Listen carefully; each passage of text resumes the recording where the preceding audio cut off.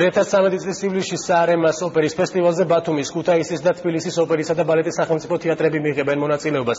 ხელშეკრულებას ფესტივალის ორგანიზატორებთან საქართველოს კულტურისა და ძეგლთა დაცვის სამინისტროში მოეწერა ხელი. პირველად ამ პრესტიჟული ფესტივალის ისტორიაში საქართველოდან არაერთი, არამედ 3 საოპერო თეატრი გამგზავრება. საარემას ფესტივალი ესტონეთში 1991 წლიდან იმართება. მასში მონაწილეობას სხვადასხვა ქვეყნის სახელგანთქმული სოლისტები, დირიჟორები და ორკესტრები იღებენ.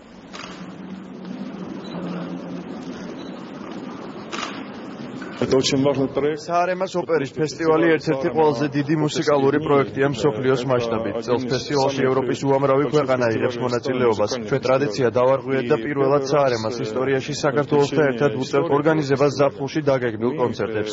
ვფიქრობ, ეს ორი ქვეყნის ყველაზე მასშტაბური მუსიკალურ-კულტურული პროექტი იქნება. ეს არის, არ ვიცი, საქართველოს კულტურის დღეები გამოდის პრაქტიკულად რა.